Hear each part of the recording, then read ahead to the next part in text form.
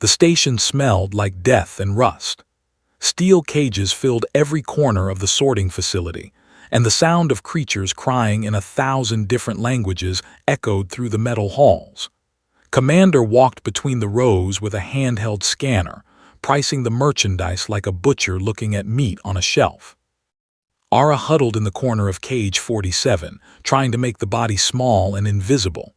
There was barely 1 meter tall, with a soft brown carapace and 6 thin legs that folded under the frame. 2 large eyes, black and round like deep water, watched everything with fear. The translator chip in the creature's neck was old, damaged from rough handling during capture, but it still worked well enough to understand the horror of what came next. They had bought the entire colony for 2 credit units per head. They bought cheap because they were small, weak, and did not fight back. That was the problem with being a peaceful species in a galaxy that respected only strength. Peace was another word for prey. Stopped in front of cage 47. He was tall, with gray skin and 4 arms that moved with quick purpose. His face had no expression as he pointed the scanner at Ara. The device beeped and showed numbers on a small screen. "Grade C," said to the worker beside him. "Too small. Body mass below average. Send this one to the Dominion lot." Ara's legs went weak. The Dominion, everyone knew what happened there. They did not buy slaves to work. They bought them fresh and they bought them to eat. The worker nodded and made a mark on the cage. Then both men walked away, already forgetting Ara existed. That night, there was moved with others like itself into a transport container. The container was dark and smelled of fear and old blood. 20 creatures pressed against each other in a space meant for 10. Ara could hear the sound of a ship engine starting up, feel the pull of gravity as the transport lifted away from station. This was the end. There would be no escape, no hope, no tomorrow. But tomorrow came anyway. The transport ship had an accident. Something broke in the cargo hold. The doors opened during a system jump and creatures scattered across the cargo bay. Ara ran, pushed by panic and the animal need to survive. They found a small opening between containers, a maintenance shaft, and crawled inside. In the darkness, wedged between cold metal and thick cables, Ara waited for death. Hours passed, maybe days. Time meant nothing in the dark. Then light came. A human opened the maintenance panel and looked down at the shaking creature inside. The human had light brown skin, dark eyes that showed shock, and short dark hair with some gray in it. His name was Hayes, and he was the captain of the freighter Discovery. He was also a good man, though he did not know that about himself yet. Stared at Ara. Ara stared back. "What the hell?" said. That was all he said. He reached down slowly, not fast and scary like the moved. Careful, gentle. His hand came down like he was trying to pick up something broken that might fall apart if he was not patient. Ara did not run. The translator chip was damaged, but it could still work a little. The human was saying something, but the words came through broken and strange. Pulled Ara out of the maintenance shaft and held the creature in both hands. Ara was light, so light that it felt like nothing to him. They looked at the human's face and saw something that had never happened before. The human was looking at Ara and seeing something more than a commodity, seeing something that was alive and afraid and small. Carried Ara to the crew quarters and set the creature on a soft bed. He brought water in a cup. He brought dried fruit. He checked the translator chip and looked at Ara with confused eyes. "You are from the colony," said. His words came through more clear now, more steady. "They bought your entire world. I heard about it on the news feeds. They said you were not important. They said the price was almost nothing." Ara drank the water and tried to understand what was happening. Why was this human helping? Why did he not turn the inn for the reward? There must be a reward. Everything in the galaxy had a price. Sat down in a chair and looked at the small alien on the bed. He thought about his daughter, who lived on a colony world far away. She was 9 years old. He thought about how he would feel if someone put a price on her head and sold her to be food. "I am not sending you back," said. I do not care what the want, I do not care about the law. They sold you for meat. That is not okay, that is not right. You can stay here, you can be safe here. Ara could not process these words. Safety was a word for other creatures, not for the. Safety was a lie, and yet this human had risked something to say it. Ara could see it in his face, knew this choice had a cost. The next morning, a message came through on the ship's communication system. The wanted their property back. They sent coordinates and a demand. Return the or face arrest. Deleted the message without responding.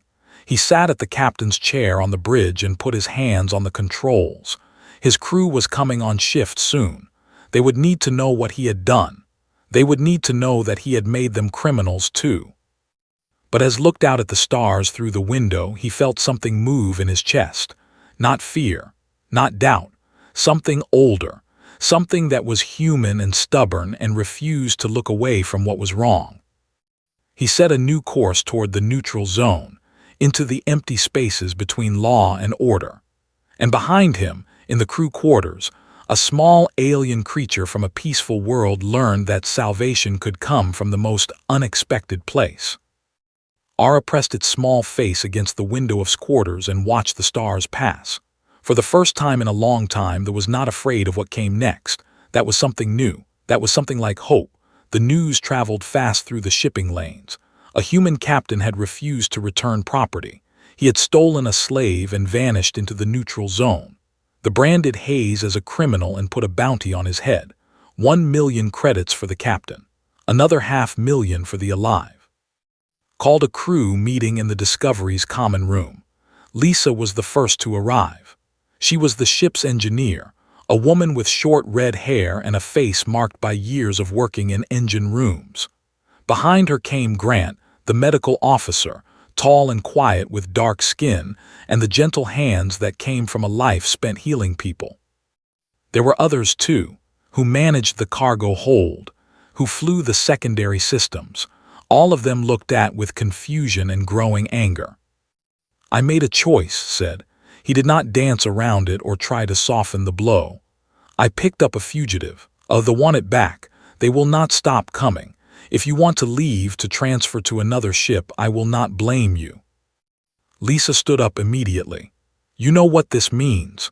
We are all wanted now. They will arrest us on any station that recognizes law. That is most of the galaxy. Yes, said. We lose everything, added. Career, home, freedom. Yes, said again. There was silence. The crew looked at each other, was the first to sit back down, nodded. Lisa shook her head in frustration, but she stayed, folded his arms and sighed. So we run, Lisa said. Until when?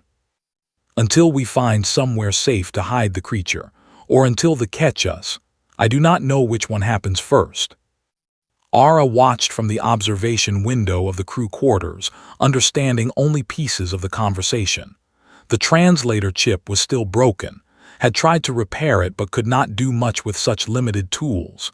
Still, they could understand the tone, had told them something that made them angry, but they were staying. They were choosing to stay and face the danger with him. That choice meant something. Came to the quarters later with medical equipment. He examined Ara carefully, running sensors over the small body and checking the translator chip. They flinched at first, expecting pain. They had been rough with the body. They had left marks. You have been hurt, said gently. I am going to help. This will not harm you. He cleaned the wounds and applied a medical gel that reduced the pain. He did not rush. He did not treat Ara like a thing. He treated the like a patient, like something that mattered. Where is your colony? Asked. Your home, where are your people? Ara tried to speak, but the words came out broken and jumbled through the damaged translator. Listened anyway and tried to understand. Slowly, piece by piece, a story came together. They had a world called. It was quiet and beautiful with oceans and forests. The people there made art and music. They studied the stars and wondered about other worlds. They came with weapons and ships. They gave the leaders of a choice. Surrender the population or watch your world burn. The colony did not fight. They never did. That was why they were still alive. That was why they were slaves. Recorded the story and the information. Then he did something that made Ara freeze. He took the small's hand and held it in his own. "You are not an animal," said. "You are not meat, you are a person. Do you understand? A person with thoughts and feelings and a story that matters. Your story matters." For the first time in years, Ara cried. Meanwhile, in the engine room, Lisa was working on a plan. She had been looking at star maps and jump calculations. The neutral zone was vast, but not vast enough. Eventually, they would map every system they hid in. Eventually, they would be found. Came down to find her covered in grease, standing in front of the main drive core. "There are only a few places where a ship like the Discovery can disappear," Lisa said. "The fringe systems. It is where the maps do not exist anymore, where the stars go too far from the main trade routes. If we can get there, if we can make it across the empty space between here and there, we have a chance." "What is the cost?" asked. "The jump is dangerous. We will have to push the engines past safe limits. We might not have enough fuel. We might not make it. But if we do make it, they will have a very hard time following us. The old records do not show those systems. The current databases do not map them. We would be ghosts." Nodded. "Do it. Prepare the ship." 2 days later, they jumped. The Discovery's engine screamed with the effort of pushing too hard for too long. The ship shook. Alarms sounded. For a long moment, it felt like the entire vessel would tear itself apart in the void. Then they were through. The space on the other side of the jump was different. The stars were fewer here, more spread out. The background radiation made the standard scanners almost useless. They were truly alone. But not safe. Behind them, a hunter ship had tracked their trajectory. It came through the jump gate and locked weapons on the Discovery. Was in the captain's chair. He saw the warning on his screen and knew they were still hunted. He looked at the image of on his personal monitor, the small creature looking out at the stars with those big dark eyes. "Lisa, evasive maneuvers," said. "Head for the asteroid field on bearing 320, now." The Discovery lunged forward into a maze of floating rocks and debris. The ship followed, but knew these kinds of spaces. He had spent years flying through fields like this. He knew how to move through danger. The chase lasted 30 minutes. It was faster but heavier. The Discovery was small and agile.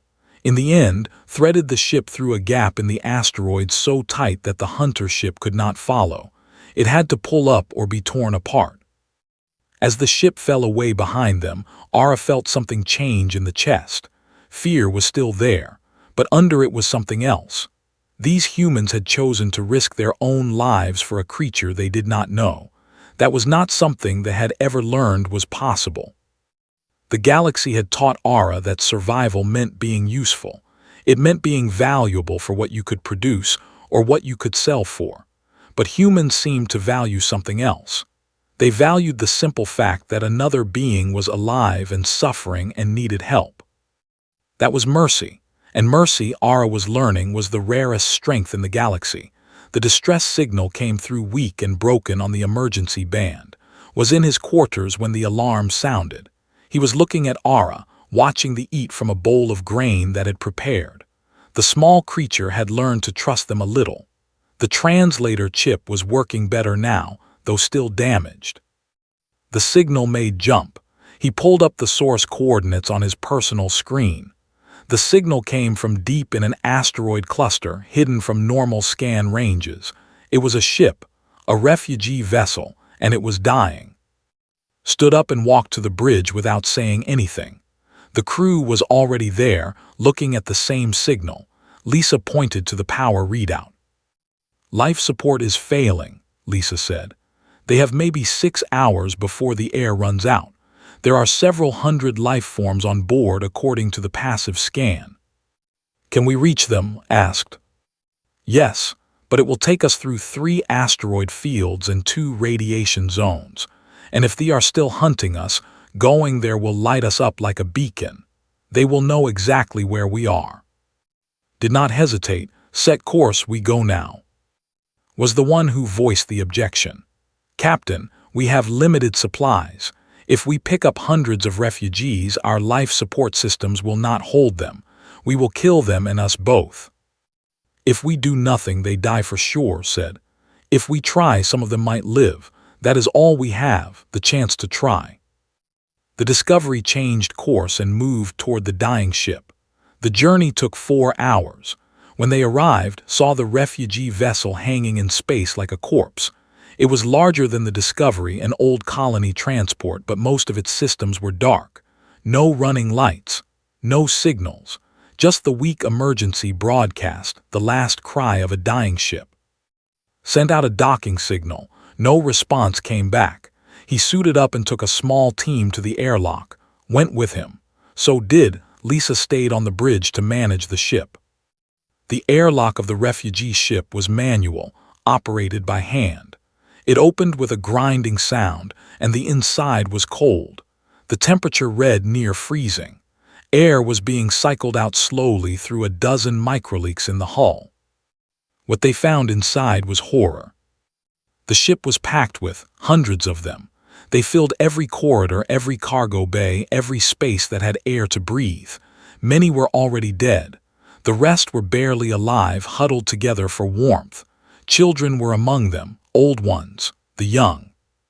Went white. We cannot fit them all. Our medical bay can only treat a fraction of them. We take as many as we can, said. Move. They worked for 2 hours. They had no strength left to walk on their own, and had to carry them. They were light, so light that one person could carry 3 or 4 at a time, back and forth between the ships, loading them into every empty space on the Discovery. The corridors filled with small beings, with the sound of breathing, with the smell of sickness and fear. The ship's life support system began to strain. The oxygen generators were running at maximum capacity. The water recyclers could barely keep up with the need, but they kept loading. Ara came down to help. The translator chip was working better now and could communicate. Had not wanted to let the creature out of the quarters, but Ara came anyway, moving among the refugees, talking to them in the language that could not understand. But he could see what was happening. Ara was telling them they were safe, that the humans were helping, that there was hope. The last group came aboard with only minutes to spare. The refugee ship's life support system shut down completely as they sealed the airlock. If they had waited even 5 minutes longer, everyone still aboard would have been dead. But they were not dead. 347 now lived on the Discovery. The ship was never meant to hold so many. The corridors were packed. The air processors were running so hard they were making a constant hum. Some of the creatures had to sit in the cargo hold, wrapped in blankets, breathing air that was getting thinner by the hour. Worked without sleeping, treating injuries and sickness. Lisa made calculations and rationed power and water. Stood on the bridge and wondered if he had just sentenced them all to death on a ship too small to hold them. The communication system came alive with a voice he did not expect to hear. It came from a station nearby. The voice was calm and educated and spoke with authority. Captain Hayes, this is Envoy or of the Collective. I am requesting a private meeting. Location follows. Did not trust it. It was clearly a trap. But what choice did he have? If he ran, the refugees would not survive the stress on the ship systems. If he fought, he would lose immediately. Maybe a meeting was the only way. I will come alone, said into the communicator. That is acceptable. You have 1 hour to reach the coordinates. The neutral station was small, a waypoint between the main trade routes. Docked the Discovery at a distant bay and left Lisa in command. He took a pistol he did not know how to use and walked into a meeting that should have ended his life. Or was waiting in a small room. He was tall with darker gray skin than most. His 4 eyes studied with intelligence and something that might have been sadness. You have done remarkable things, Or said. You have broken laws that keep the galaxy functioning. You have cost me personally a great deal, and yet I asked you here not to arrest you but to help you." "Why?" asked. "Because you showed me something I had forgotten," or said. "You showed me that compassion still exists, that one being can choose mercy over profit, and now there are whispers in the collective, small whispers, but they are growing. There are who want change, but we lack the courage. Watching you give that courage to me." Or pulled up a star chart on the table. It showed systems that did not appear on normal maps. "The fringe systems," or said. "There is a world there called Haven. It is not registered in any database. It cannot be reached by normal jump coordinates. If you can reach it, you and your cargo will be safe. I will give you the route. I will give you this gift, and I will tell the collective I failed to catch you." Took the route. He took it because he had no other option. He took it because somehow in this vast and cold galaxy there were beings like or who wanted to do better. When returned to the Discovery, the refugee gathered to see him. Ara was among them, pushing through the crowd to reach the captain. The took's hand and looked up into his face. "They are saying we go to a free world," Ara said in broken but clear human speech. "Is this true? Are we going home?" Looked at the small creature holding his hand, at the hope in those dark eyes, and he nodded. "Yes, we are going home." Journey to Haven took 3 weeks. 3 weeks of constant strain on a ship that was never meant to carry so many. Every system on the Discovery was pushed past safe limits. The oxygen generators ran hot and loud. The water recyclers broke down twice and had to be repaired while the ship was still moving. The food stores, which should have fed a crew of 12 for 6 months, were divided among 400 people. Lisa had not slept in days. She stayed in the engine room, monitoring the core temperature, adjusting the power flow, coaxing the drive systems to keep functioning. The engines screamed. Sometimes she thought they would burn out and leave the ship dead in space, but they did not. Not yet. Was not sleeping either. The medical bay overflowed with sick. Many of them had injuries from slavery. Some had diseases that handlers had not bothered to treat. The translator chips in their necks, crude and painful, often malfunctioned, worked on all of it. He treated burns and broken limbs. He removed infected translator chips and tried to repair what he could. His hands ached. His eyes burned. But he kept going. Ara became the bridge between species. They had learned human language quickly enough to help the others understand what was happening.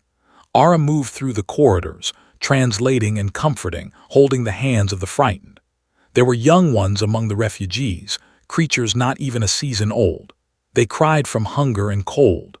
Ara sang to them in a soft voice, songs that they had sung for thousands of years before slavery.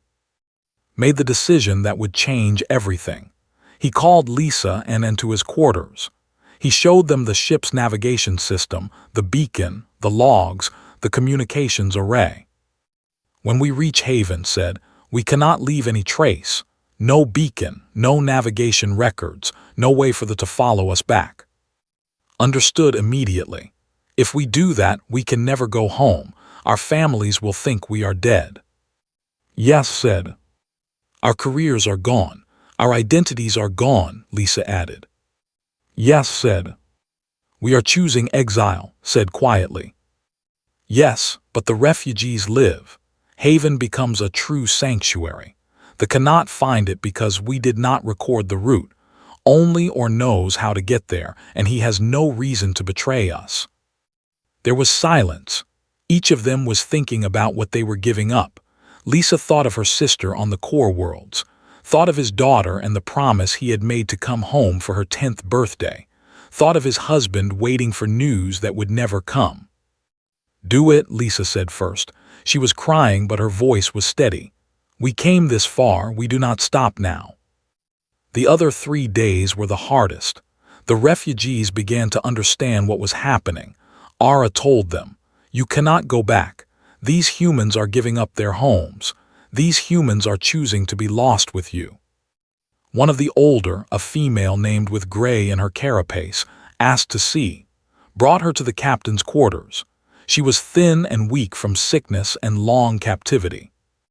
"You are throwing away your world," said. Her translator chip was one of the few that worked well. "Why do you do this? We are nothing to you. We have no value. We cannot offer you anything in return." Looked at the old and thought about his own mother, who had died years ago, who had raised him to look at the world and ask what was right, not what was profitable. "You have value because you are alive," said. "You are alive and you are suffering and you need help. In my world, that is enough. That is the only reason we need." His eyes, large and dark like all eyes, filled with tears. She reached out one thin hand and touched his face. "Then you are the first good being I have met in this galaxy," said, "and I have lived for 90 of your years." The ship reached haven on schedule. It was a world of blue oceans and green continents, untouched by the and unknown. Brought the Discovery down into a landing bay carved into a mountain. The refugees poured out onto a world that belonged to them. Ara was last. They stood on the ramp of the ship and looked at the sky and the land and the free air. The translator chip had finally given out, but was already working on a proper replacement, something he had fashioned in the medical bay. "What do we do now?" Ara asked. "You live," said. "You build something. You remember your songs and your art. You become what you were before we captured you. You become free."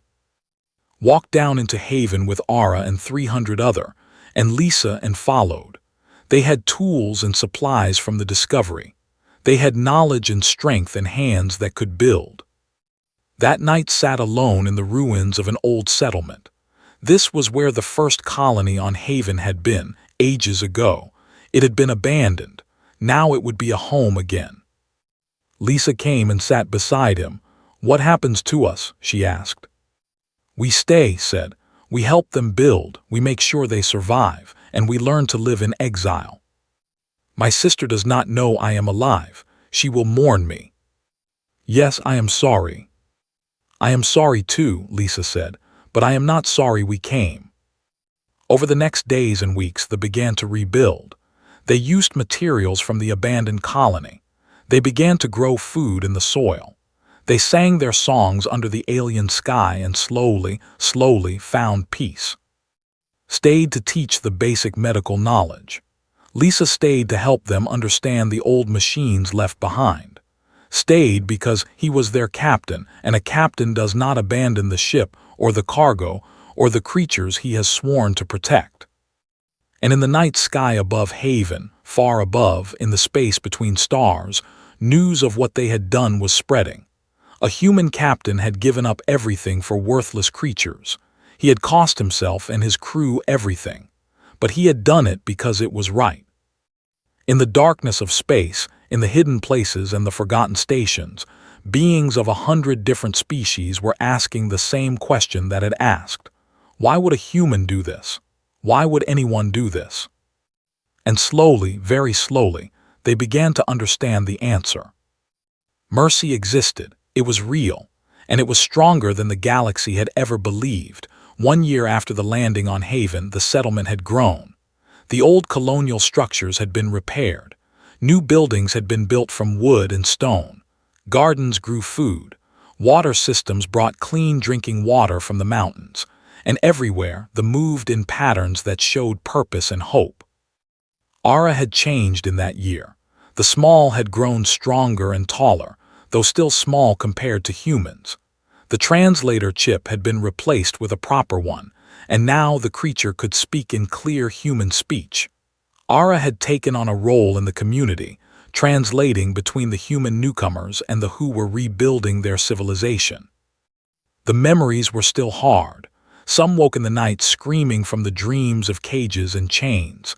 Some could not work in confined spaces because the walls brought back the slavery. Some would never trust ever again. But they were healing. They were learning to live again. Had built a small house near the center of the settlement. It was simple, with one room for sleeping, one for living, and a porch that looked out over the valley. Some mornings he would sit on that porch and watch them moving through their day. Children playing in the grass, adults working in gardens, old ones resting in the shade. It was peaceful. Had established the first medical school on Haven. He was training young to learn human medical practices mixed with their own knowledge of healing herbs and traditional medicines. His daughter's 10th birthday had passed long ago without him. He thought of her often, but he did not regret his choice. Lisa had discovered that the planet held mineral deposits that could be refined into power cells. She was working on creating a power source that would let them build things without needing to leave the planet. She had not returned to the stars, but she was building a future. That was enough. Beyond Haven, in the galactic communities and trade stations and stations of power, the story of what Hayes had done was spreading. Underground networks passed it along. Refugee organizations used it as proof that escape was possible. Slave traders whispered about it in fear, and on the council chambers there was argument. Some leaders wanted dead. They wanted his head sent back as a message. The law was the law, property was property. A human captain had no right to take what was not his. But others were questioning. Some were asking if the really were just meat. Some were wondering if a being that created art and music and stories could be reduced to a price. Some were listening to reports of Or's defection and asking if there was truth in what he said. They were not the only ones listening. On the outer stations and in the hidden places, slave populations began to organize. Reports came in of uprisings. A group of workers on a station had refused to work. A population of slaves had damaged their own facility rather than be shipped for processing. These things had happened before. Usually they were crushed. But now there was something new. There was a story. There was proof that escape was possible. There was a human named Hayes who had said that a small, weak creature from a peaceful species was worth something, was worth everything. The Galactic Council called an emergency session. The debate lasted for days. The recordings of the incident were reviewed. Witnesses were called. The evidence was clear. Hayes and his crew had stolen property, harbored fugitives, and destroyed assets. The penalty was death. But the vote was not unanimous. For the first time in decades, there were dissenting votes. The representatives of the collective voted against execution. The Alliance abstained. Even some minor delegates spoke in favor of leniency. The message was clear. The universe was changing. 6 months later, a merchant ship came to Haven. It was not a vessel. It was independent, flying under no flag of any major power. The captain was a being called Merchant, with blue skin and intelligent eyes. Had come to bring supplies, the first real trade goods that Haven had received from outside. But brought news too. They are divided, told. There is an old faction that wants war with you, wants to destroy Haven and make an example. But there is a new faction, led by Or, who are asking for dialogue and change. The young are listening. Many of them have never agreed with slavery. Your actions have given them permission to speak. What about the other species? Asked. The slave markets. There are uprisings, said. Not everywhere, not all successful, but they are happening. In 3 systems, slave populations have declared independence. In 5 more, there are negotiations happening. The traders are scared. The buyers are nervous. For the first time, the system is fragile. Took the news to Lisa, and they sat in his house and listened. We started something, Lisa said quietly. I did not think we would. I thought we were just saving one creature. We were, said. We were just saving Ara. We did not plan for this. We did not ask for this. But it happened, said. Because what we did was right. Because we refused to look away from what was wrong. That evening, Ara came to his house. The had grown, and now the creature was nearly as tall as. The eyes were the same, though. Still dark and large and capable of holding sorrow and joy at the same time. There are rumors, Ara said. The young are saying that the galaxy is changing, that others are rising up, that everywhere creatures are refusing to be treated like meat. Is it true? Looked at the creature who had been destined for a dinner plate and had instead become something far greater. Ara had become a voice for all the voiceless, had become proof that mercy was possible. "It is true," said, "because you told them, because you survived and thrived and showed them that are not meat. You showed them that what you are matters." Ara took's hand. This was something they had learned from humans. Touching hands meant connection. It meant trust. "We will rebuild," Ara said. "Our artists will create again. Our singers will sing. Our people will remember that we are not servants or food. We are beings of value. We are people." The sun was setting over Haven. The sky turned orange and red and purple. Ara and stood on the porch and watched it together. In the distance, were returning from the fields and the workshops.